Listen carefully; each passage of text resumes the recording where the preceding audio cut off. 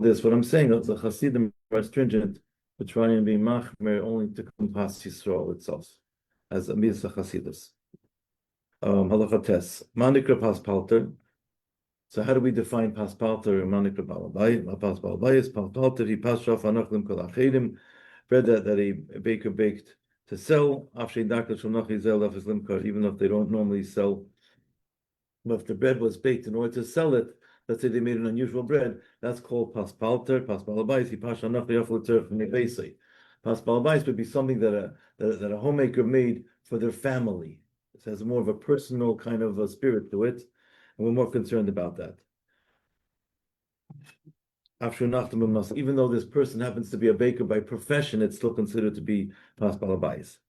And then halacha yud, we said, I think we actually did this last week. I'm sorry, I'm going over it. I just realized we went through this 2 weeks ago, but I'll just review it anyways. Halacha yud, that the actually establishment of whether or not, when does it take root, takes root, and when it's actually baked. The halacha pasakim doesn't get established by the one who has the bread now, but rather by the person who's involved with baking it. Therefore, a person, let's say a neighbor, bought bread that was baked by a baker. It's kosher bread, but not pas yisrael. And they gave it to a yid. That's still considered to be pas palter bread because it was baked by a palter, by a baker. That's where the halacha takes root, regardless of who sells it. To make him pas balabais, the same would be in the reverse. If you have bread that was made by the balabais, the personal person, it remains iser even though he gave it to a palter, to a baker to sell, and a Jew buys from the baker, it's still considered to be pas balabais because the halachic status of the bread takes root at the time it was baked. If at the time it was baked by a balabayas for the sake of using for his home, and only later they decide to sell it, it's still going to be considered to be pas balabayas.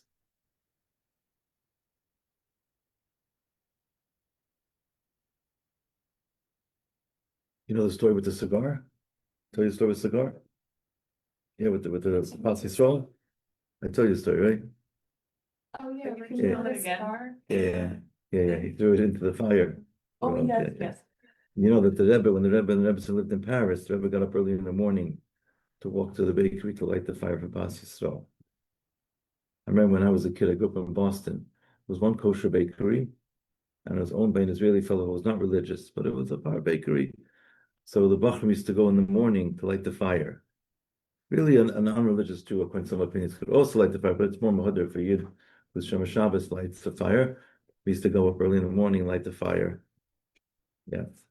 Okay, what about pas oides? Today we have all different types of breads. You have gluten-free breads. You have breads made from rice flour. They could be made from corn flour, all kinds of different products that are not from the 5 grains. What's the din with these things? I actually have a company that makes a pizza crust. The company is called Still Writing Pizza. Still Writing Foods, actually. It used to be called Still Writing Pizza. And they make pizza crust made out of non-5 grain material. So it's a shahakal product. And it looks like a regular pizza crust. So even though the company it's not a Hamish company, I had them write under the okay. I insisted that they write the word shahakal, because a person buys it, you don't realize you can make a moitzi out of it or something. It's a shahakal product. So it's a gluten-free pizza crust. Option is the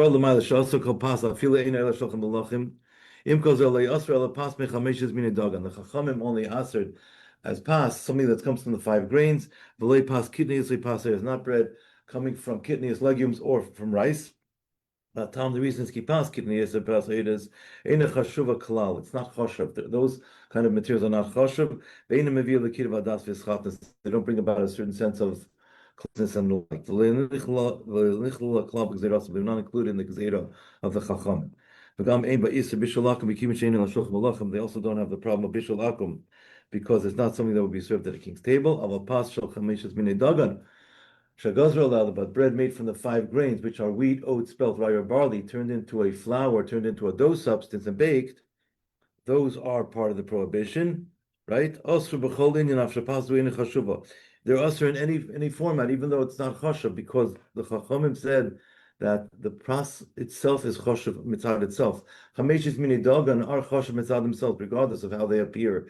They're just made into, let's say, a cookie or something, and you wouldn't serve it at a king's table because it has inherent credence, so to speak, inherent chashivas, inherent status. So past oils doesn't need to be baked by. Correct, right.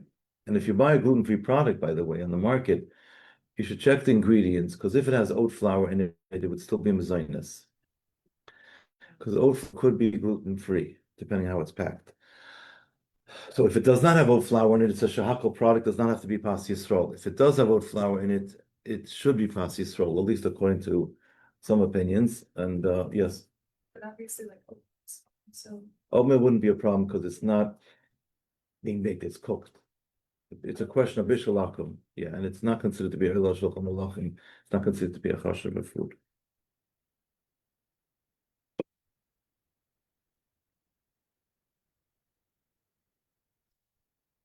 Okay, Hagdoras pas. How do we? The word Hagdora means together. How do we actually encapsulate? How do we define pas? Manikra pas. Anything we make the on. In any format.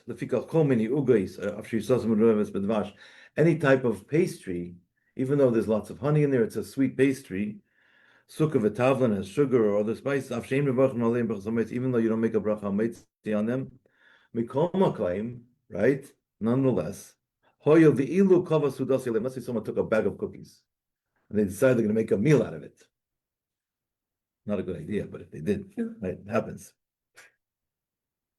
They have to make hamaitzi. While the hakil so pas has certain sides of leniency that if it's baked by a baker, it's permissible because of pas palter. L'achmir shimnefas de balabayis asuris, or if it's made by a balabayis, by a private homemaker, it's also it's also unless you have no other food to eat within this size of a 20-minute distance. Biscuits. So any types of pastries and the like, biscuits, crackers, they're in the same category of pas. So someone is lenient and they consume non-pas Yisrael bread, they can have non-pas Yisrael pastries. But if not, they'll be also stringent not to have those products. Now we're going to get to donuts. Erev Chanukah, everything's Hashgacha Pratis. We're learning about donuts, Erev Chanukah. It's wonderful. Lachmoni agula, the round. Lachmoni means a round little challah, but it's shemasin meis b'mayim. Actually, I'm sorry. We're going to get to donuts on the other side of the page. It's coming. First, we're talking about bagels now. I'm sorry. Donuts are coming. Hold your appetite.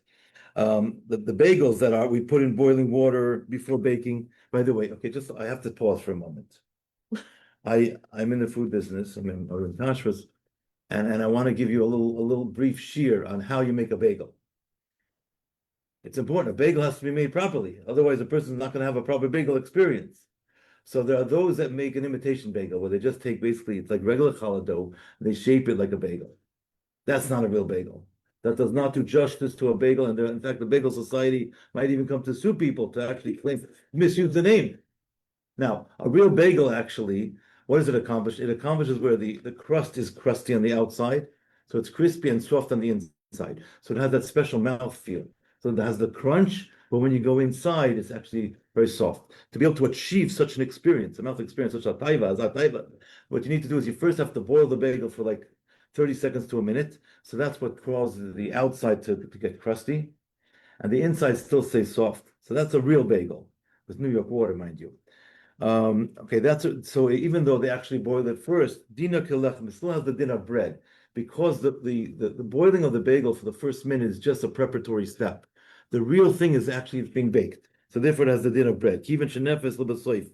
We're now on the top of page Samach. V'mnef saydei palter, if it's baked through a palter, muter commissionay palter. If it's baked through a palter, then it will be permissible for those that are lenient to have pas palter. But basically a bagel has the same din as pas. There's actually a company in North Carolina that they used to make New York bagels, and they moved to North Carolina. I heard they trucked down New York water because New York water is more tasty than the local water. That's what I heard. It sounds crazy, it's bizarre, but that's what I heard.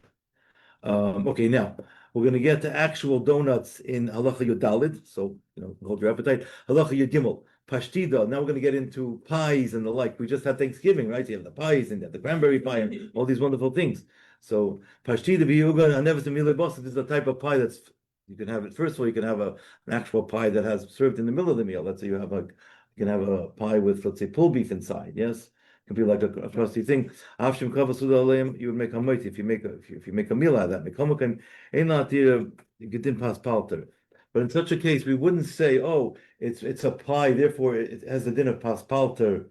If for those that are lenient and have pas palter, they don't have to worry about the fact that the meat was cooked by a non-Jew. It's not a problem of bishalakim. That's not true.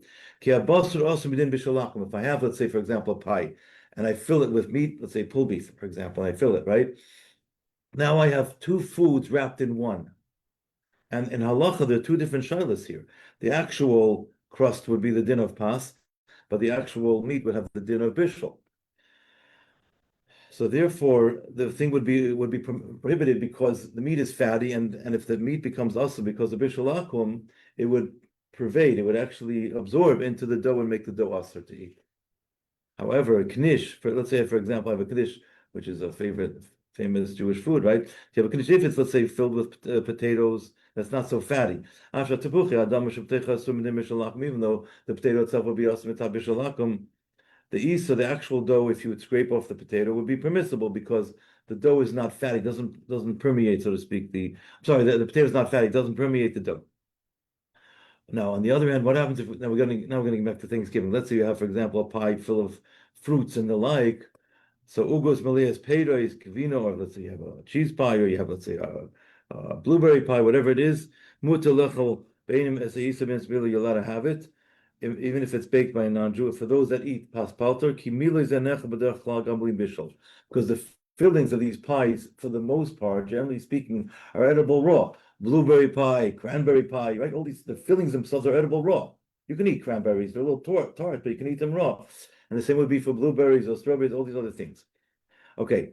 Therefore, there's no issur of bishul akum, and if someone eats pas palter, they're allowed to have it. Obviously, we as Hasidim who are stringent not to have pas palter would not eat it regardless. Okay, now we're going to get into donuts and blintzes, right? So we're covering all the Jewish holidays. You have the blintzes. It's going to take us to Shavuos. You have the donuts, the sufganim, the donuts, the blintzes. Like some kind of a pancake that's made if it's made from a liquid batter and it's fried with oil, they're not actually baked in an oven, then they don't have the din of pas. Even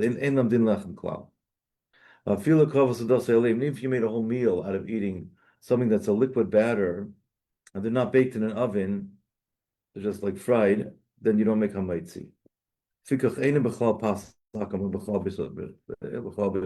would be in the category of bishul. Now, feel nasai de palter, so even if they're made through a palter, they become aser. Omnam im nefa, but memachas belisham, and if they're baked in a pan without any oil, like on a hot skillet, for example, even a tiny or iraki ma'achem, and only for a tiny bit of oil because you don't want it to burn, that has the din of pas. Because I'll take your question in a second, because that's considered as if it would be baked, because it's not becoming ready to eat through a liquid medium. Now, what about sufganiyot? Sufganiyot hanas is mi'isa'ava, they're made from a thick batter. Most donuts today are made from a thick batter. Dinon kipas, of the din of pas, afshen is bashlu b'shemen, even though they are cooked in oil. Yes, baked. They are. A lot of donuts are deep fried. That's what makes them so healthy and crispy.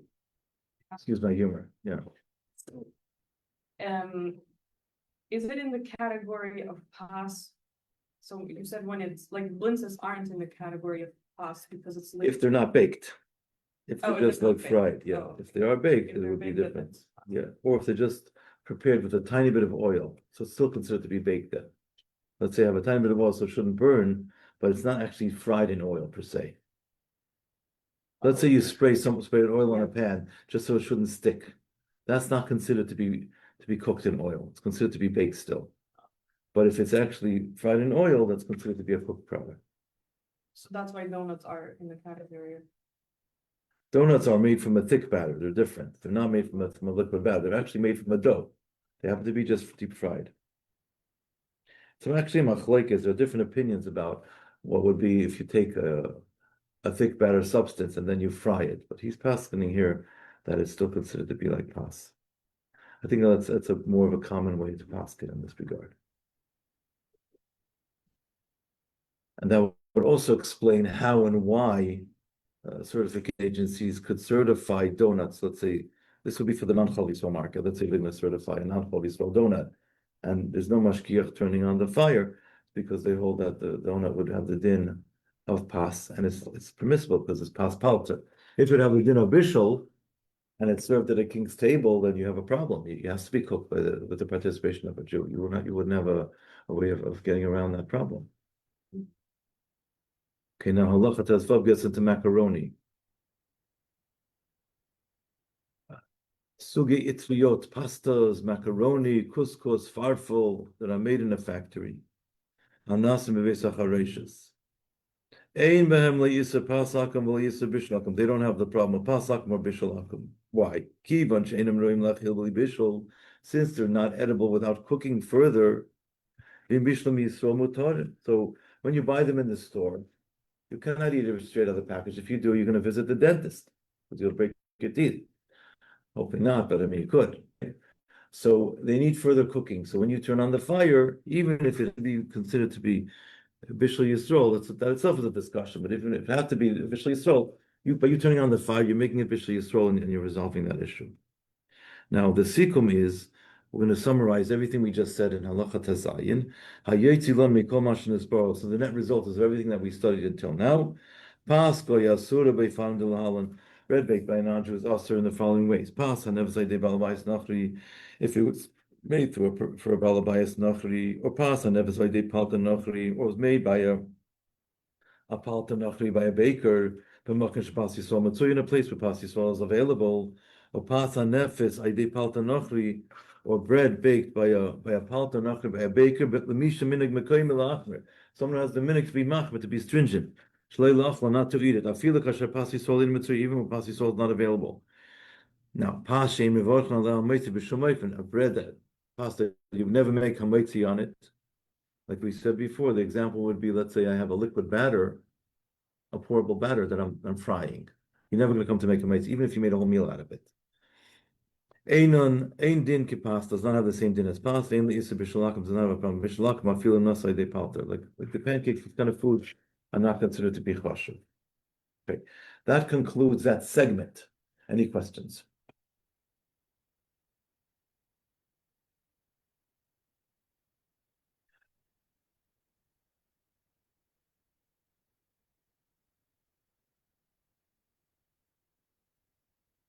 You know the story with the Kotzker Rebbe? The Kotzker Rebbe was known to be he had a very sharp mind, and he would known for sharp comments, not biting comments, but very sharp. So someone asked him a question. He said, "Is it okay if we chazer over, if we repeat your Torahs, but not in your name, in someone else's name?" Right. So he said, "That's fine, as long as you don't chazer over someone else's Torahs in my name." Halacha Yitzayin. Shitav Yisrael Ba'afiyah. What must a Jew do to be involved in the baking process? In other words, how do we actually achieve Pas Yisrael? What do you have to do? Do you have to buy the ingredients? Do you have to look at them? Do you have to put them in the oven? What actually accomplishes that? What achieves that?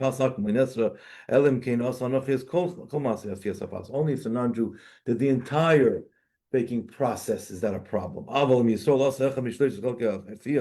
a Yid did one of the processes, the Jew lit the oven, lit the fire. Put the bread in the oven. Stir the coals.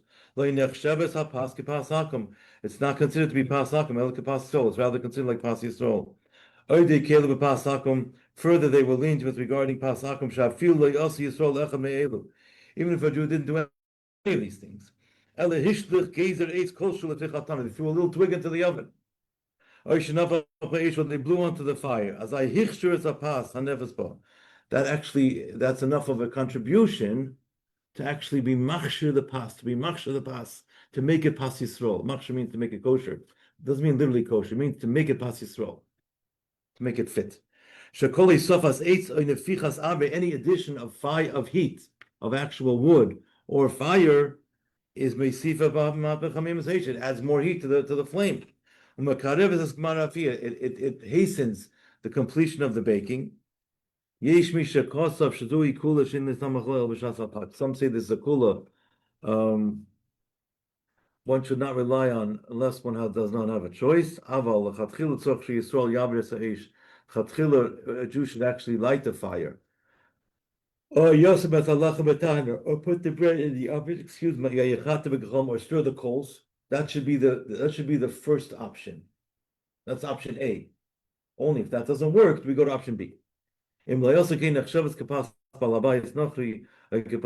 a Jew did not contribute to the baking process in the aforementioned ways, then it becomes Palter.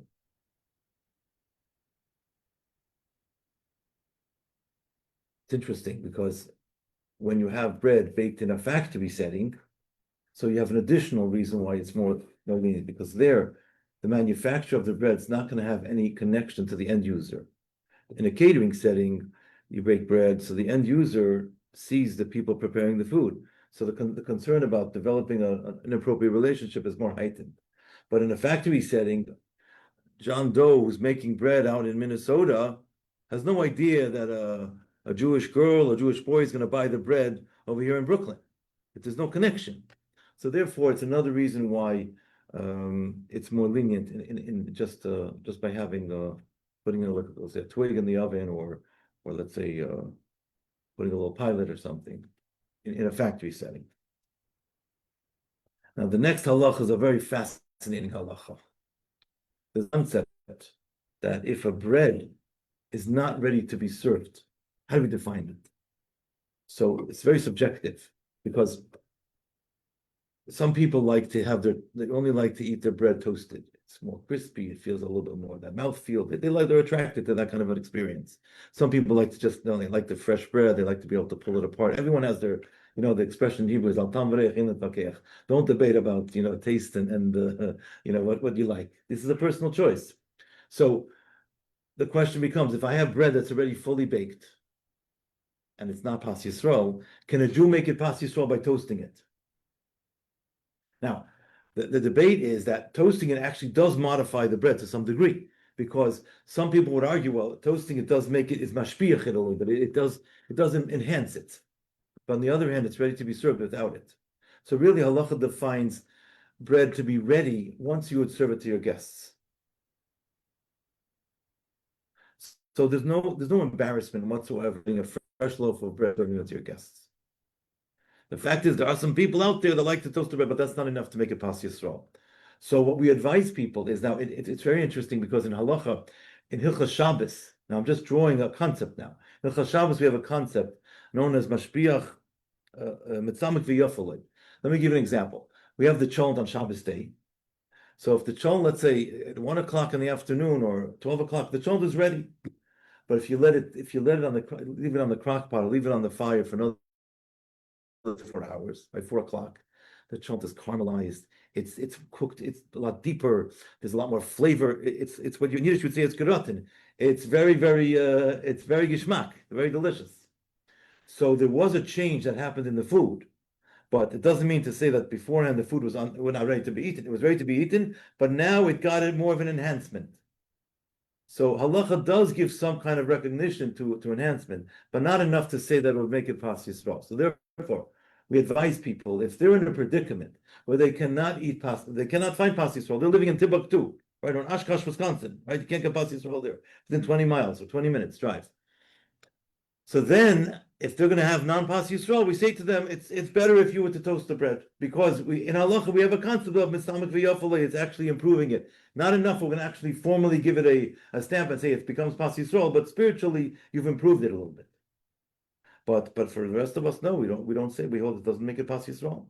Let's look at it inside. Just like a Jew getting involved in the baking process, it's enough to make the bread pas yisrael, but in the beginning of the baking process, oy be'emtza, or in the middle.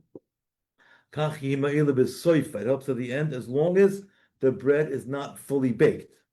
So, for example, if a Jew would get involved in the baking process at the last 15% of the baking process, it's already 85% done.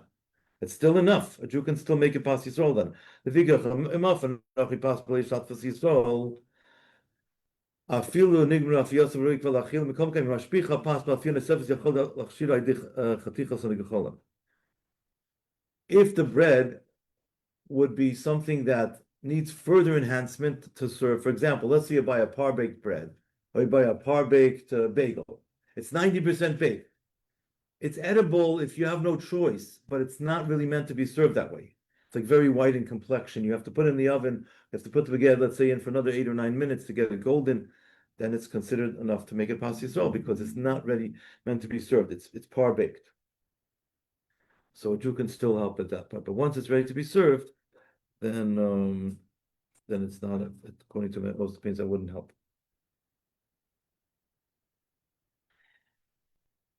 Okay. Halacha yotes ulam im kvar nefsa pasta gamri. If the bread is already fully baked, it's not going to become further ready by baking it further. It's already also mitzad pasakum. Im nefsa balbayis. It was baked through a balbayis. Excuse me. If it was baked by balbayis, you could no longer make it permissible. If you suddenly made it outside the category of bread, it doesn't become permissible. Since the Isra Pasakum took root, the Isra doesn't go away through Bishul. We have a klal in halacha, like Pokashim Isra. Labeling is disabling. Once something takes on a certain status in halacha, the status does not go away. So if something became Bishul Akum, we can't break apart the bread and put it into, it doesn't become permissible. But if something became past Palter, excuse me, and then you would cook it, doesn't become permissible. Now, however, halacha chaf and chavalif, there are certain inherent leniencies regarding pas that we don't have by other isurim d'Rabbanan, by other isurim mechlal and kashrus. Halacha chaf hoyel v'ikila b'yisur pasakum, since the rabbis were lenient with regarding pasakum, im nisor v'hapasakum b'maychalach nebachal b'rayim. If mistakenly the bread got mixed into other foods and it's not giving off any taste, and it's no longer discernible, let's say you don't see the pieces of breadcrumbs floating around, it's just totally mixed in, it's absorbed, whether it's mixed into its own bread, other bread of its kind, or something else, then it would be considered, whether it's mixed into lach or yavesh, into a liquid substance or a dry substance, it would still be considered to be nullified in the majority. For example, let's say, I'll give you an industry insight. When you buy tuna salad, very often the tuna salad will have other ingredients in it because tuna is a very expensive raw material. So of course it has the mayonnaise, it has maybe sometimes you'll have celery in there and some other spices, but sometimes they'll add breadcrumbs as a filler. You can have breadcrumbs up to like 7%. It's like a bulking agent. It's obviously a lot less expensive than the fish. So there, the breadcrumbs would become totally dissolved in the liquid mesh of experience of being inside a tuna salad. So there it would be nullified in the majority. Mitzad midas hachasidus, there's room to be stringent and to avoid it, but halachically it would be considered to be nullified. Even though by other rabbinic prohibitions, one would need 60 times to be mevatel it. The pas of bishalakum, by pas of bishalakum, I'm sorry, the pas bishalakum mikilo, they're lenient. Calls the number and main pas nikeres. By pas and bishal, we're lenient to say that it's nullified in the majority, meaning as long as you have more than 66.7% more of the permissible material, and the pas palter is less than 33.3%, then it will be nullified in the majority. I'm sorry, I misspoke. Less than the majority would be. 1 second. The Rav would be, I think, actually more than 51%. But if the bread is visible, if they're visible, even though they're small pieces, then they're not buffalo, because we have a klal. To say we have a principle. To say something is nullified, it cannot be visible. You can't say something is nullified when the breadcrumbs are doing like swimming around on top of the soup. They're there, you see them. When they become zhum together and pureed and you don't see them, that's a different story. Then it would be nullified. Tam pasakum anidl b'kli, enis pasakum el b'pas b'ayin.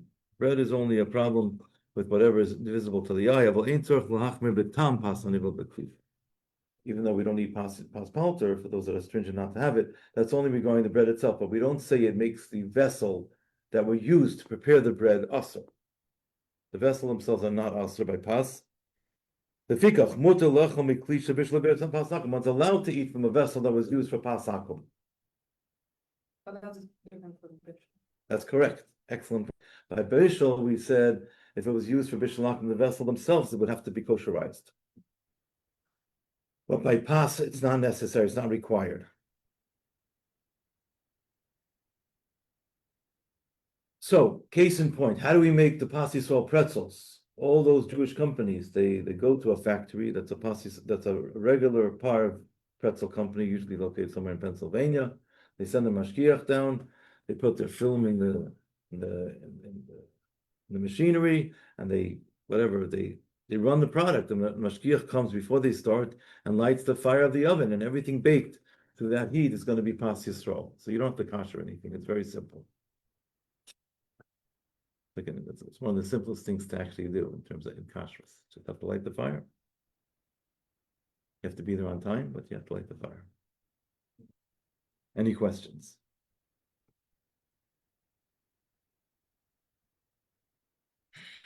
Okay.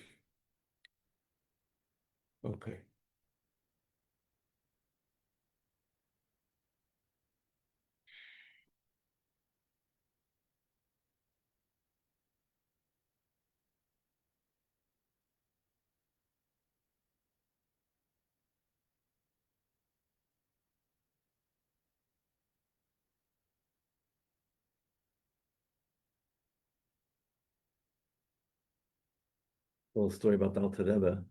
This Kislev, we just had the Geula. So by the Stalkers Alter Rebbe, Choftal Tevis, the Alter Rebbe's Oren had to be moved from where the Stalkers was when the Alter Rebbe passed away, and all the way to Haditch. Right? Because he was buried in Haditch. Did he pass away on the road? On the road, yes. It was traveling. I think it was a distance of about 80 kilometers. I think, I have to look on this far, maybe it's 100 kilometers. Pretty long distance, and it's the middle of the winter. In Russia, it's very, very bitter cold. So 3 Hasidim traveled with the Aron. I believe it was the Tzemach Tzedek, the Palter, and I think a son of the Mittel Rebbe also. The son of the Mittel Rebbe and Tzemach Tzedek were first cousins. I'm sorry. Yes, they were first cousins. Yes, and then Palter. Anyway, the 3 of them were traveling, and then it was so cold that on the way you had to stop at an inn just to warm up. But they didn't want to leave the Aron by itself. You have to accompany the Aron. It's not considered respectful. So one of them stayed with the wagon and the Aron in the back, and 2 of them went inside to warm up, and that's how they alternated. One time, one of them was staring at the Aron, and they felt the whole Aron lift off the ground at night. It was very scary, like what was going on. And then afterwards, they realized that they parked. It was at night. They parked the Aron under was a sleeping animal, a non-kosher animal. It was a chazer. And the Alter Rebbe didn't want to be on top of a chazer, so Alter Rebbe lifted Aron off the ground. Yeah.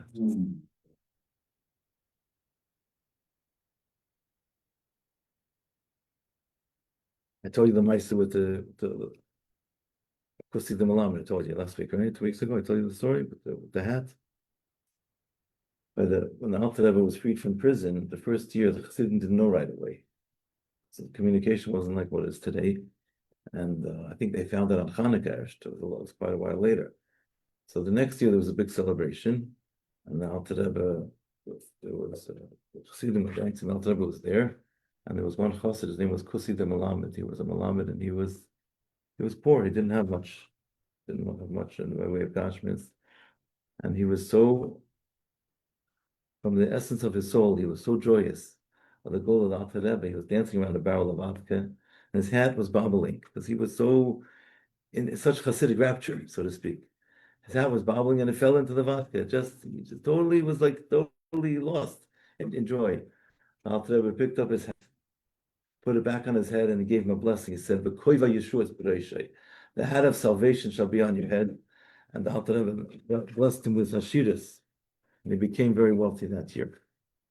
So the Chassidim saw this, they witnessed this story, and they said, so someone wanted to mimic the story. So the next year, the same, again by it says Kislev, so the same, a different Chassid was dancing around the barrel of vodka, bumping his hat, and sort of, arranged it, fell into the vodka, and Alter Rebbe didn't give him the bracha. Because like Kosi the Malamed, it came mitzad Pnimis Nishmos, it became mitzad Etzem Nefesh. So he was a keli for the bracha, but the other one was already making cheshbonis. It's a whole different product. It's not the same thing. Yeah, like the story with I told you the story with the mikveh, the Vision Rebbe. It's a humorous story. So the Vision Rebbe, I heard this from a Vision Chassid, and I was in upstate in the country. So he told me the Vision Rebbe has a minute. You can turn it up. I'm going to turn this off and dismiss. Yeah. So he has a minute. If a Bacher doesn't come to say there, he would afflict him nachtrag, and he would ask about it, inquire about his well-being. And the dormitory was on top of the base medrash by the Hasidic fort. So, so the Bacher didn't come to show. So when they say that, the Rebbe asked the Gabbai, what's going on? He said, he's not feeling well. So the Rebbe says to the Gabbai, we're going to make a bigger cholim after davening. So they go up to the dormitory, see the Bacher lying in bed. The Rebbe's there with his Gabbai. The Rebbe says to the Bacher, what's he? And he says to the Rebbe, ich bin heißig, I'm under the weather. I'm not feeling well. So the Rebbe says to him, why you look so sad? So he says to the Rebbe, ich kenne nicht mikveh. Bothered him, he couldn't go to the mikveh. So the Rebbe said, I'll have you in mind when I toivel, I'll have you in mind. And so the Bacher felt, at ease and everything. The story, made its way around the dormitory. A few months later, another Bacher wasn't feeling well. And the Rebbe also asked the Gabbai, what happened with this other Bacher? The Rebbe said to the Rebbe, he's not feeling well. The Rebbe says, they go upstairs to the dormitory to the second Bacher. It's lying in bed. The Rebbe says, the Bacher says, Rebbe, I'm not feeling well. So the Rebbe says to him, why you look so sad? He says to the Rebbe, he remembered the last day, he says, Rebbe, ich kann nicht gehen in mikveh, I cannot go to the mikveh. So the Rebbe said to him, mein Gabbai better haben in Sinn, and my Gabbai is going to have you in mind when he teufels. Good Shabbos. So we'll see you tomorrow, Mr. Shem, I should say. So,